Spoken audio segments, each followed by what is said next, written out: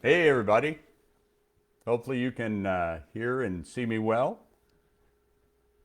Excellent. So I think we're all set up. So hey, welcome back to my adventure wall. I'm really excited to be meeting and talking with you again today. I hope everybody is doing well. I've got all kinds of neat things that I've pulled off the adventure wall to talk to you about. I'm connected with some of my friends that are going to be talking to me today.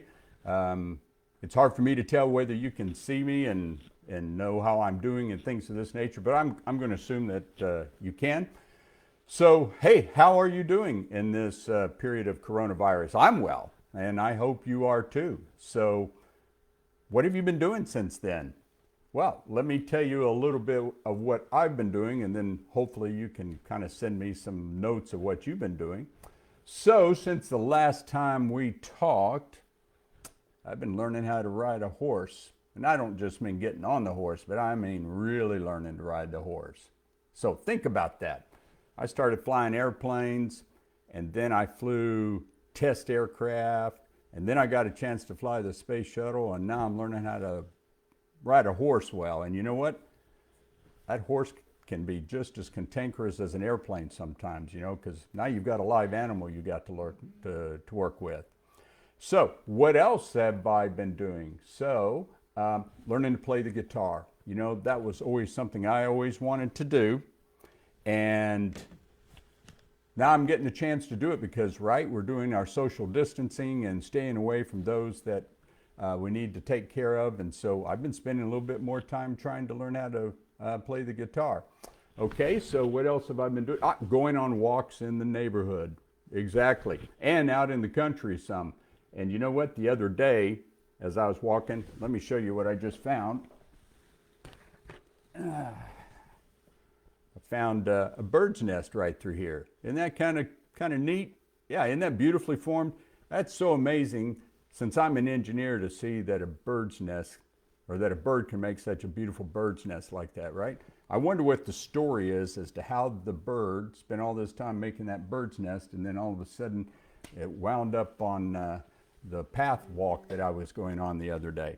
So, hey, I should say hello to some of my special friends that are out there. I know that Miss Erin Gahagan's class at Journey Education in Las Vegas is tuning in today. So I want to say hi to you all. Thanks for coming in. And my good friend Austin Smith, I know, is there in class, and he's probably checking in via remote. I don't know if y'all are in class together or if you're using some sort of a conferencing system, but hello to everybody. If I have some friends watching from Chile or Australia or whatever, I really appreciate you joining in today. So this is neat. I thought we would spend a little bit of time talking about what you might be doing to go on your adventures in the future. And then I thought we could sit and talk about some special things on my adventure wall right through here. What do you think? Oh, neat. Guess what? I saw this the other day. This was a book that I read, maybe about 10 to 15 years ago. One of the best adventure stories I've ever read. It's called Endurance, and it's about Shackleton's incredible voyage. Who is Shackleton? Well, Shackleton was a British explorer, Ernest Shackleton. And did you know he set sail from England to go to Antarctica, all right, the South Pole, in 1914. And his plan was to traverse all across Antarctica and be one of the first persons that did that. But you know what happened to his ship? I don't know if you can see that right there. But that ship got stuck in the ice floes, all of the ice that's down there. And it trapped his vessel for, I think like close to 10 months. And then the whole ship, because the ice floes they're always moving. They're not still. They drifted quite a few miles, several hundred miles, I think, over those 10 months. And he had to eventually find a way to save all of the men underneath his command on the ship. And you know what? Over that time period, he took care of his men and then led a group of them that made their way, I think, over to New Zealand, and then eventually found a way to come back and save the rest of his men. But it's an incredible story. If you ever have a chance to want to read real life adventure, I really recommend that. Well, let's see, what else do I have down there on my little table that I thought I'd talk to you about? Oh, I have a helmet, and I have a flight pen right through there. Oh, I have some little metal pieces that I'm going to show you something here in just a second, and some book with some pictures. So, well, why don't we start with this right through here? Because this is kind of special to me. This is just some special pins right through here. I know they're in a little frame, and I'm going to try and make it to where you can look at them. But these belong to my dad. Did you know that? So this was my dad's first set of wings, and then these are his pins from having been one of the first air traffic controllers. So do you know what an air traffic controller is? Those are the people that sit in the towers that control the airplanes. Well, he was an air traffic controller before there was the Federal Aviation Administration. And that's what he did during World War II. He wanted to be a pilot, but his eyes weren't good enough. I'm fortunate enough that God gave me good eyes, but he couldn't, so he couldn't be a pilot, so he did the next best thing, and so he became an air traffic controller, but he learned to fly, and that's kind of what got me started on my desire to become an astronaut, right? My dad would tell me about flying, and then when I was young, very young, he would take me to the control tower. So I would sit up in this control tower and look out those big binoculars like this and try and watch the airplanes take off, and he'd be on the little radio telling the airplanes when they could and could not land.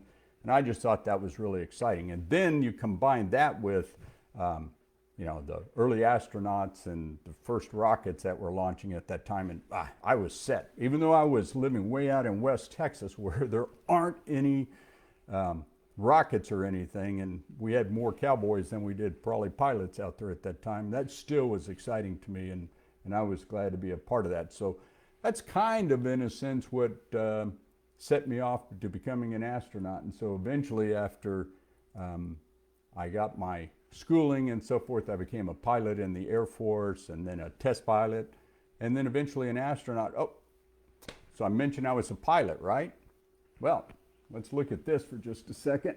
That's a perfect little transition right through here. I want to show you the helmet that I used to use when I was a test pilot in the Air Force. Yeah, that looks pretty unique, doesn't it? Let me go through the various parts of this.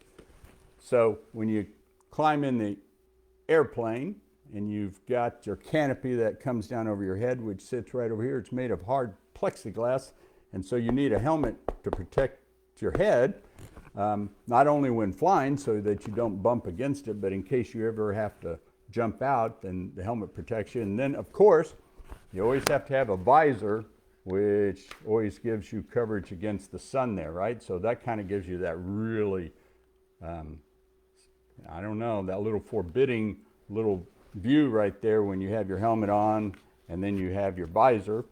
And then this is the oxygen mask that you wear. That's right, when you fly up high in these aircraft, any type of aircraft, whether it's propeller or whatever, once you get above a certain altitude, you have to have supplemental oxygen. And so this is how we got our supplemental oxygen right there. We had this little device right here. So this was our mask that we'd put on. So it'd fit over you like this, fit over you like that, and then it had this flexible hose that always kind of reminded me of an elephant nose in a sense, and it would be down connected to an oxygen supply in the aircraft. So that's how we got our extra oxygen. And then, of course, I don't know if you can see right in there very well. There we go. That's the microphone. So there was our microphone for talking, and then we had headphones in here. And so this helmet was what kept me going when I was flying high-performance aircraft a long time ago. You know what? That's not what helmets look like today, though. Things have changed dramatically. So when you stop and think, the first pilots that flew, they didn't wear any helmets. And then once they started flying the biplanes in World War I, they started wearing leather helmets, and those continued on through World War II. So leather helmets were fine because of the fact that you didn't fly very high, and you didn't have to go at the high speeds. But then starting in around 1950s or so, the helmets, you started getting hard shell helmets like this. And these lasted until just a few years ago. And now we have helmets, and I don't have one with me right now, of course, because I don't fly anymore in the Air Force. But the helmets that they use are also hard shell, but they're almost like mini computers, right? They have attachments up here that have night vision goggles so they can see at night. And the helmet is connected back to the aircraft. And so it's almost as if the helmet and the aircraft are one system altogether, and all of the computers talk to each other. So did you know they can fly in their airplanes? And of course, they're in their cockpit. And as you look down, if you and I were in the plane, we'd be looking down, we'd see the bottom of the aircraft, right? The floorboard, the seat that you're sitting on. And then of course, on either side are the wings. And so if you and I were flying there with just normal helmets, that's all we would see. We'd see the bottom of the cockpit and the wings. But nowadays, the cockpits, or these helmets, are tied to cameras that are attached to the aircraft. So if the pilot looks down like this, he can see the ground below him, right? The image from the camera is transmitted up to his visor in his helmet. So no longer are the visors just the simple colored glass or plexiglass that we have there that protect your eyes from the sun. They're almost kind of displays, almost like computer screens, where they can put all kinds of information up there. So everything is tied together in the aircraft. So I thought that would be pretty neat. So as you can see, I've been tied to aviation all my life, and I feel very fortunate. In fact, a lot of the wall of my adventure wall right here has all kinds of neat things. Last time I showed you the glasses that we did during Rendezvous, and this time, I was showing you this helmet, but there's other things. We'll talk about a lot of stuff. Well, I'm going to show you this little piece of metal. Can you see that? I'll read it to you. It says, Link Shoot Gun number 3, right-hand panel. Okay, so you don't know what that means yet, but I'll tell you in just a second. And this one says, Link Shoot Gun number 1, right-hand panel, or gun number 2, left-hand panel. So I'm going to show you this. All right, so you're wondering what that is.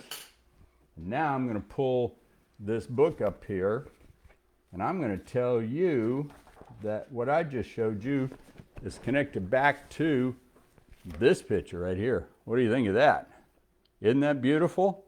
This is traditional headdress and configuration of the Papuan New Guineans who live in the country of New Guinea. Aha!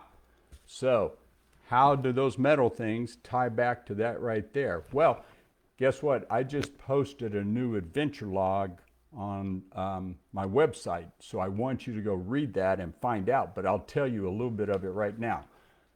Many years ago, I wanted to have another adventure, so I went and hiked in New Guinea. Boy, was that something special at that time. Talk about a whole different area for a young gentleman from Texas like myself who is used to the open plains where there's no trees, and all of a sudden, we flew an airplane in like this one right through here. Yep, you can see that, and we flew that into the mountains of New Guinea. And then we spent 10 days, and I'm going to find a neat picture right through here,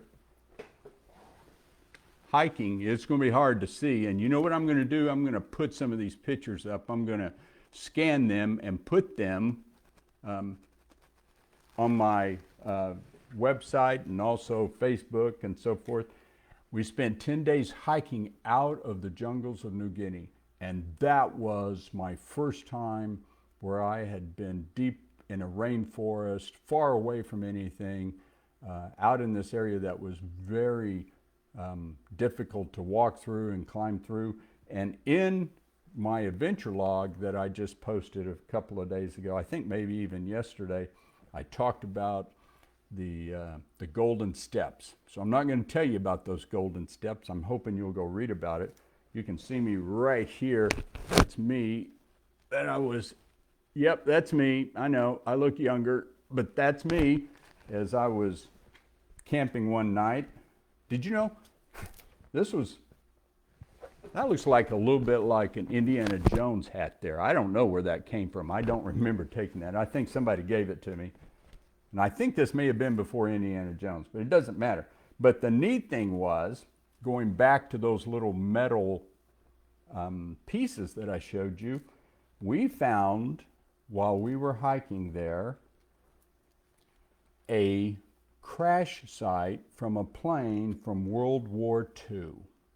And the leader of the expedition said, does anybody want to go hike there and see what we can find? Well, of course, I was thoroughly excited because I was a pilot by that time, and I wanted to see what this crash site was like. And in my mind, I was picturing this plane deep in the jungle, and I would be able to go to the cockpit and perhaps pull out some of the instruments there and bring it back home to me and put it on my desk or something, and it would help me remember the neat experiences and the good people that I met from Australia and New Guinea that helped me do the hike. Well, when we got there, boy, it was a lot different than I expected, and you're going to have trouble seeing these, so I'll post some of this, but I want to show you that picture right there. I'm going to twist that. Hopefully you can see that.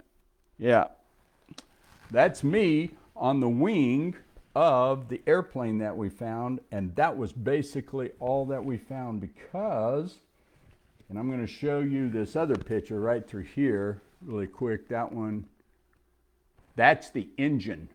Yeah, that's the engine. So I could tell by the fact that the engine was burned so fiercely that that plane had gone straight down. It hadn't come in at an angle. And that meant that the plane was virtually destroyed, which it was. So that meant I was not going to find any sort of a cockpit instrument that I could bring home. But you know, it actually turned out even better. You know why? Because what I was able to get were these little metal pieces right through here. So as I said, this is a serial number, and it's also the descriptive little metal plate that says what it was attached to. And so the manufacturer of that airplane would have put this on, so when the people made the aircraft, they'd put the piece in the right place. And so this came off the wing somewhere. And you know what I'd like to do someday?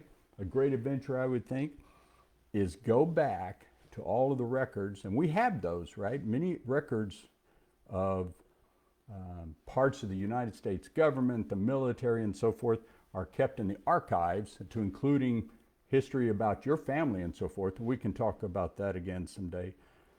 But in this case, I think I could go back and look at the records and try and find out, you know, who flew this airplane back then, and kind of look up their story. Wouldn't that be something really, really special that we could do, right? Go get the records, go find out who this person was.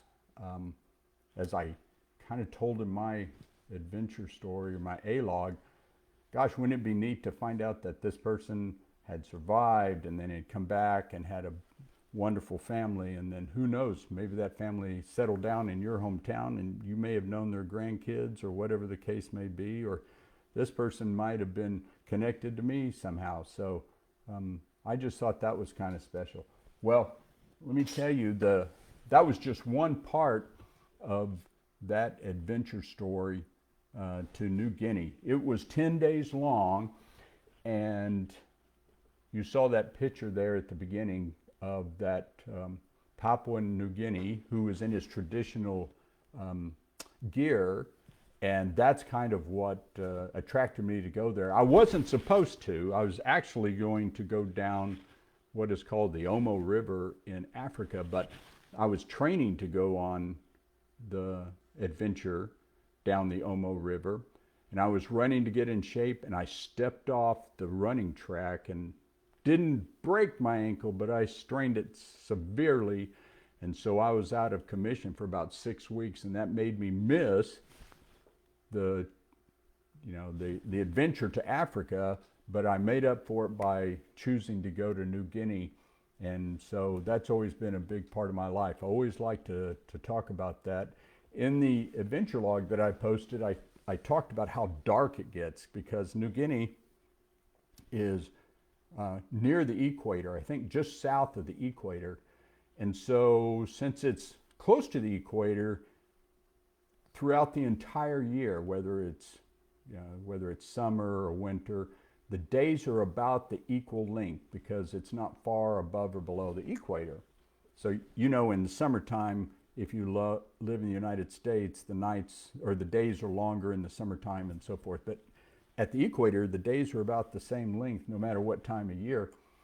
And it also means, because the rainforest is there, that when the sun sets, it gets really dark really fast. And here's what I remember about hiking in New Guinea. Going through the mountains, pouring rain, slippery paths, having to hold on to branches as we climbed from place to place. Then we'd come to a stream or whatever, a kind of a small river that we'd have to cross. And generally the only way to cross it was a rope bridge or this tree that had fallen down, and you'd have to walk across it carefully and then kind of cut your way through another part of the jungle. And then eventually you'd find where you were going to camp that night, and then, oh, you were starving by that time because you're very hungry. So you'd make camp and eat, and then you'd fall asleep exhausted. But just as you were falling asleep, you know, as it was getting dark, you start hearing these fluttering sounds, wah, wah, wah, wah, wah, wah. And you didn't know what they were. So you kind of look out your tent and you see these black things going from tree to tree. And I finally figured out that they were bats. Yep, big bats. And that's something special about New Guinea, were these big bats that would fly. And I think they're fruit bats, you know, not fruit bats per se like some that we think about, but they're ones that are found in New Guinea, and they eat fruit, and they're very large. And so they would flitter from tree to tree, and boy, at nighttime when it's just getting dark, you could hear them. But at the same time, you know, you think of New Guinea as dark with the bats and so forth. Let's see if I can find this picture really quick.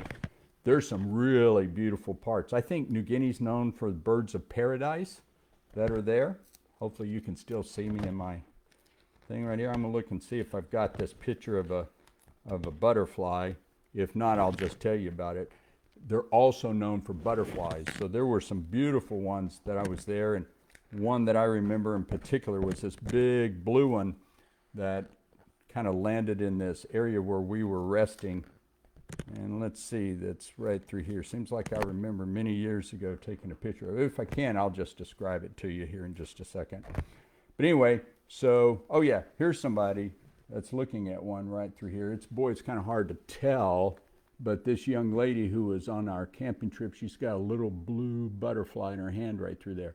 And that's what we found, were these giant blue butterflies that would come in and fly from place to place. And the neat thing is that you would see these butterflies come out on the edge of the forest where the sun was coming out, and so you'd be in the deep part of the jungle, and then you would emerge and you'd see the bright sunlight coming out, and then the butterflies would be floating from field to field.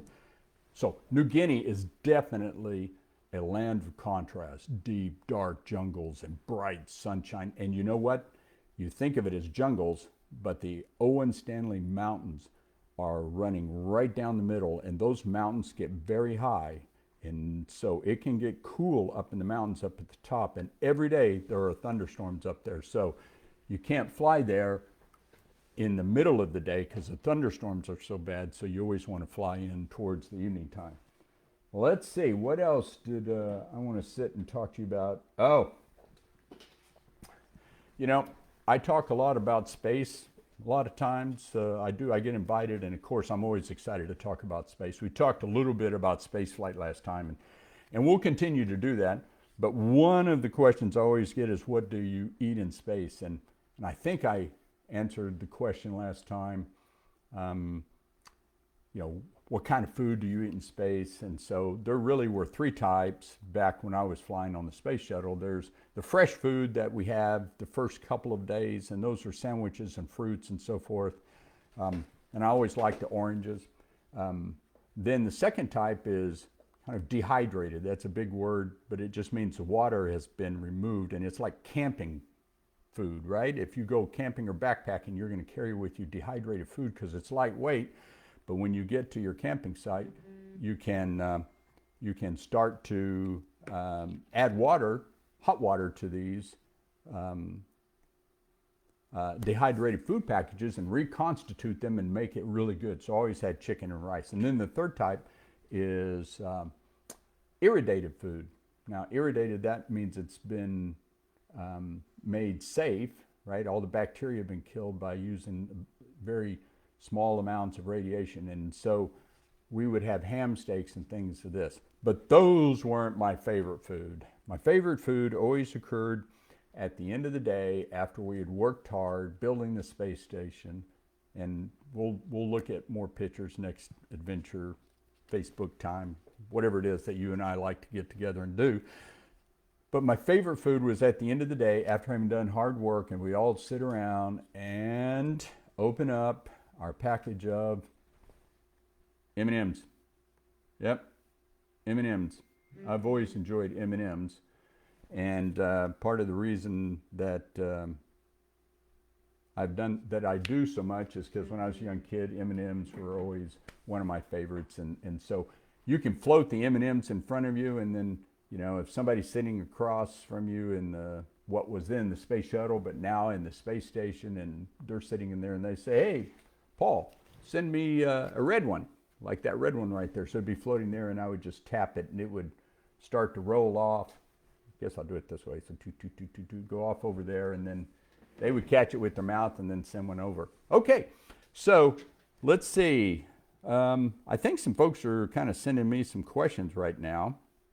Give me a second here while I bring them up and make sure I got things going right through here. Let's see. Right here. So I do have some questions. Yeah.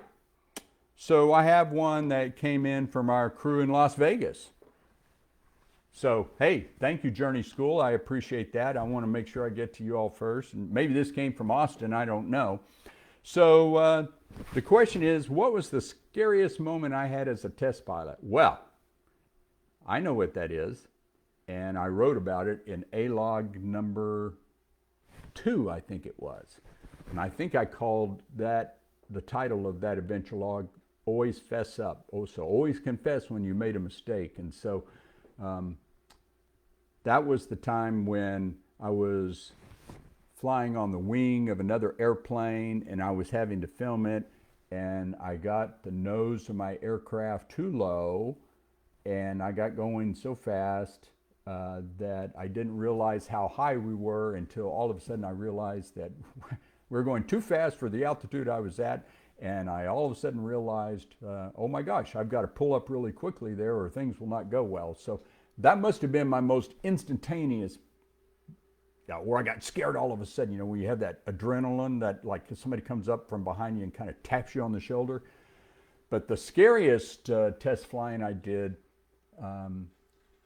was, you know, where you're nervous going out to do the flight, was when we'd have to fly the airplane at the very highest speeds and test to make sure that the aircraft flew right. And most of the time, you know, you would fly the F-16, that was the aircraft I was doing test work at, between 350 and 550 knots. You know, that was the range, and that's pretty fast, you know, 550 nautical miles an hour, so you're going pretty fast. But as a test pilot, you don't just test right in the middle where everybody's going to fly the plane. You have to understand how the aircraft's going to handle at the highest speeds. And so at the test pilot, I'd have to fly it out to its highest speed and then make sure that the aircraft handled properly. And that was hard to do. The top speed that they would let us go on is about 810 miles an hour.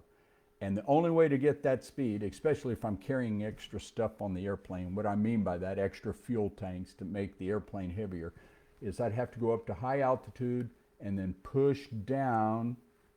Wow, I should have gone and get my little airplanes I'd show you right there, and push down and pick up the speed and then do the maneuver. And so everything would be fine through about 550 to 600 miles an hour. And then once you got above 600 miles an hour, I could really start to hear the wind rush over the cockpit. and approaching 700. I knew I was really going fast. And then to get it out to 800 miles an hour was really hard. It took a long time in the cockpit. You know, I'm talking 20 seconds or so, but boy, that seemed like a long time. And so I always found myself kind of scrunching down like this inside the cockpit with the canopy right through there. And I'm looking at the airspeed indicator because I knew if that canopy came off at that speed that wouldn't be good. So I'd be pushed down. And then as I reached the right speed and the right altitude, I'd do that twirl or that twist or whatever in the airplane. Here, I'll show you. Let me get my space shuttle right through here. You'd come down and piece it up. Of course, it's not the space shuttle, right? This would have been an airplane, but I'm pushing down, and then I'd have to roll the airplane like this and then come out of it and then go back up to high altitude, get more gas, fuel, do an air refueling, and then come and do it again. And I was exhausted after those missions. Those were really, really hard. Let's see. I have somebody come in. Oh, did you get to bring any rocks home to keep from space? You know, I did not get to bring. This is from Lisa Piper, or P-I-E-P-E-R. First, Lisa, thank you for joining me today. Did I get to bring any rocks home? But no, I didn't, because NASA doesn't collect at the time on the space station. It wasn't collecting things to come home. But we did bring home everything that we took up into space with us. So I didn't get to bring any rocks home, but you know what I did bring home? Some of the most beautiful images that I've ever seen in space. And like I always tell everybody, space is majestic. You know, the Earth from space is just majestic. So even though I didn't get to bring any rocks home, I brought home this feeling that our Earth is so very beautiful and special. Well, gosh, I don't know. Here's my book right through here. I'm sure look at that. I just opened it up. Look at that picture right through there. Right? See that? Look at that. That's a hurricane seen from space. Isn't that gorgeous? You can see the eye of the hurricane. I just picked up this book of mine right through here, and it just shows you that space is so beautiful. I'm so pleased that was the first picture I saw. So no books, unfortunately. And then Michael Hughes asked, did you have a good time? Did you have a good time with the pizza you had at the space station? Well, so you know what? I didn't get to have any pizza in space, but I will tell you this. I got to spend Thanksgiving up there. Isn't that pretty neat? So yeah, spent Thanksgiving on space, and we did it with the Russians that were there. So we kind of got to work with the Russians and show them what it was like to spend Thanksgiving, and why we as Americans, feel that's a special holiday. And though I didn't have turkey, I had chicken and rice. And you know what I did have one time, though?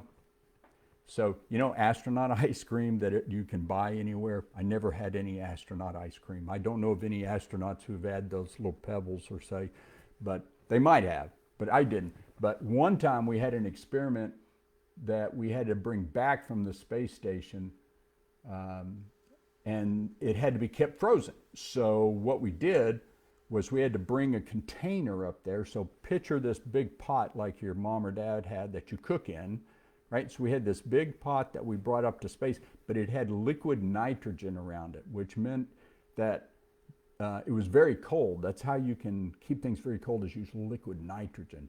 And that keeps things very, very, very cold. So the people at NASA said, well, if we're going to bring home something from the International Space Station, an experiment, then can we put something in there for you, for the astronauts, because it's empty going up to the space station. So we asked them to put us in some ice cream bars, and they were excellent. We used to eat those after we did the spacewalks. They were frozen hard. They were like a rock. It took a while before they would unfreeze them and we could use them, but I thought that was really special. So I have somebody, looks like Becky Bradshaw Jensen said, is there times when math would be important to know while you were in space? Absolutely. I mean, math, of course, is the language by which we can understand how the world around us operates, right? It's its own language in a way. And so we used math every part of everything we did. And a good example of that is during rendezvous and docking. So let's see if I can picture this. You guys, can you get your imagination going right through here? Let's hope so. This is the space station. What do you think? And here's the docking port on the space station. And here's the space shuttle, and it's already caught up to the space station, and both of them are traveling really, really, really fast. But now we have to bring these two together like this so that they're docked. So I'm going to open up this little back area right through here. And the docking port would be here, and we'd have to bring those in. Okay, so how did we use math in that? Well, we had to use math to, first of all, have the space shuttle, once we launched into space, after a day and a half of flying in space, end up just behind the space station, right? So now we're a few hundred yards away from the space station. And then we had to close very slowly. So I had to have math that let me know, okay, how fast am I closing in on the space station, and how far away is it, and what do I have to need to do to make the space station or the space shuttle most specifically, maneuver so that I wouldn't do this, miss, or come in too low or too high, so that I could go dock just like this. And we would use our computers to help us, but everything was shown to us in numbers, of course, right? So math was very important, and we learned to do a lot of calculations in our head. And it wasn't just me who did the rendezvous. The commander actually did the rendezvous and docking, and then I would do the undocking and fly around, but math was definitely used all the time. Okay, so let's see, what else do we have right through here? Michael Anderson. What can we start learning to become more prepared to be an astronaut? Well, gosh, Michael, I think that's a great question. And I think the most important thing right now is just to remain curious. I mean, curious is just kind of like the start of everything. So be curious about the world around you. Go on those walks, right? Go find those birds' nests that I was talking about. Look around you. So as you've been during this period where you're staying at home more, have you noticed more critters, animals showing up around your house? I have. We've had foxes show up and things of this nature. And so you want to learn to do as many things as you can. So play a sport, whatever sport you like. Learn as many different things as you can. Play games. If your mom or dad say, hey, come here. So for example, Michael, come here and do you want to learn how to repair this? Get in there and learn how to use tools and repair things around your house. And here's the reason why. If we're going to go to Mars someday, it's going to take a long time to get there and to get back. Maybe 2.5 years to get there, and then a year staying at Mars, and then 1.5 years to come back or so. So it's a long mission, and there's only going to be a small team that does that. So everybody has to have a bunch of different skills. They can't be just doing one thing. So if you can learn at your age now and as you grow older to do many things, so like I say, play a sport, play a musical instrument, be in a play, right? Do that because you learn how to talk and be in front of an audience.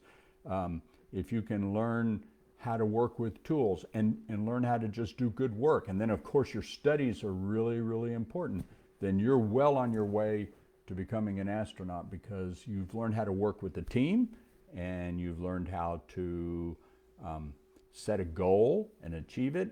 And those are the kind of people that NASA's looking for. So, oh my gosh, we only have 4 more minutes left. I can't believe how fast it's going. Here's what I want you all to know. Okay, so I started this, as I said, because I wanted to interact with you all. Hopefully you learned a little something about New Guinea and what it's like and things of this nature. But I want you to help me write a book, right? I've kind of said that. And you need to let everybody know that's what we're doing. So don't just keep it to yourself. Let it get out there and let everybody know what we're doing. So I've uploaded 2 chapters already to my website. And I'm going to upload the 3rd one very soon. So what do you think gaming, So those of you who do gaming, and I don't know what you do, but I know some of them are like Fortnite and things of this nature. So what do you think Fortnite or gaming, a satellite coming down from space, and fishing boats off the coast of Africa all have in common? Those three things. You want me to tell you? They're all part of chapters 1, 2, and 3. And chapters 1 and 2 are there ready for you to read. And you know what we're going to do next? We're going to find a way to take those chapters that are on my website and have a link to them on Facebook. And then I'm looking for you all to go in, read the chapters, and help me start knowing whether or not this is a good chapter or not. So I'm going to be looking for thumbs up or thumbs down and telling me whether these people are good, this character's good. Help me kind of put this book together. And then as we go forward in the future, I'm going to try and find some of you that are really interested and help me write some of the chapters, and we'll kind of write a book together. Don't know how this is going to work yet, but I think it'll play out well. And guess what else we'll have to do? We'll have to have some pictures. So if your goal or if your interest isn't in writing, but you like to draw, hey, we're going to have some pictures, right? These are going to be adventure stories. And hopefully they're going to be like the ones I used to read and some of my friends. And so I just think it's a great way for you and I to stay together as partners and do something else besides just visiting over Facebook. So, hey, to all my friends that are out there, I just got a little shout out from Regina Gacula Cotanal. So thank you very much. Hello to you too. I know you're in Missouri. The questions you all had were great. Gosh, I got about 1 minute left or so. No, actually maybe about a minute and a half. So does anybody have one more question real quick? If not, I'll look around and see if I can find something to tell you about real quick. Oh, look at that. See, in the adventure, part of my adventure wall just fell off, but that's okay. So, what is this? That is a whiz wheel. And I'm not going to tell you what it is. I'm hoping you all will go look it up and go, what is a whiz wheel? Well, it's used in aviation. And so there it is one more time. Now you know what it looks like. What do you think that is? That's one side, and that's the next side. What do you think that is? So that's a whiz wheel. Somebody who asked me about numbers a little while ago, you should be the one that goes and looks it up. Okay, so what do we talk about today as we're signing off? Oh, my gosh, we talked about Shackleton. That's a great story to read. I recommend you go do that. Talked about my dad's, how I got started in aviation, his pen. I'm very proud to still have that. Talked about helmets, right? We talked a little bit why helmets are made the way they are. Then let's see, bird's nest.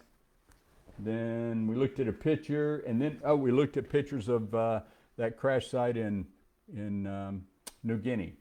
And then we just talked and asked some questions, and I don't know about you, but it was so much fun. It's already time to end it. I think I'm going to start doing this some more. Look, friends, find your adventure, go out, be good to each other, be good to your families. Don't worry, be courageous, and take good care of yourselves during this virus time. And we'll meet each other again very soon. And looking forward to writing these adventure books with some of you. Thank you once again for joining me in my adventure wall, and we'll see each other again very soon. So take good care. Bye now.